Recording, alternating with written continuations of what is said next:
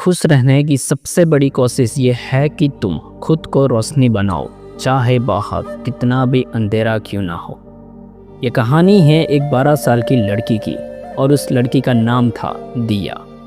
दिया पहाड़ों के एक छोटे से गांव में रहती थी और उसका नाम ही उसकी सबसे बड़ी पहचान थी, क्योंकि वो हमेशा लोगों के लिए उम्मीद की रोशनी बन जाती थी। एक दिन अचानक से दिया की जिंदगी में एक तूफान आया। दिया की माँ की अचानक से मौत हो गई और ये सदमे ने दिया के पिताजी शराब के नशे में डूब गए। अब घर में गरीबी और बढ़ गई। दिया को स्कूल जाने के लिए चप्पल तक नहीं मिल रही थी और खाने के लिए 2 वक्त की रोटी भी मिलना मुश्किल हो गया था। फिर भी दिया रोज सुबह मंदिर जाती थी और वहाँ दिए जलाकर भगवान से कहती थी कि हे भगवान, मुझे बस इतना आशीर्वाद दे दो कि मैं कभी भी किसी को अंधेरे में ना छोड़ूं।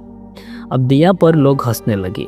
ये लड़की खुद बिना चप्पल के घूमती है और दूसरों की रोशनी बनने चली है। लेकिन दिया का आत्मविश्वास पक्का था। वो कहने लगी, जब कोई मेरा हाथ नहीं पकड़ता है तो मैं खुद को थाम लेती हूँ।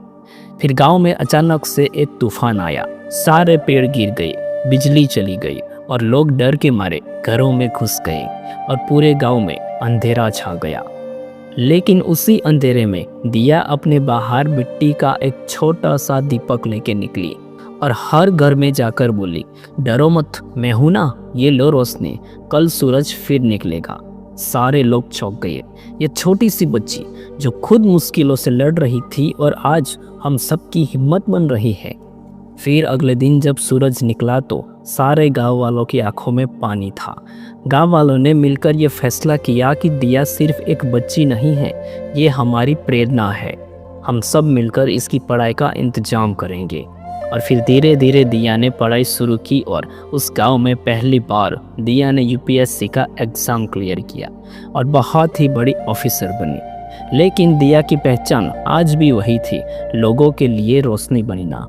और दिया आज भी कहती है, खुशी कोई गिफ्ट नहीं है, ये एक चुनाव है।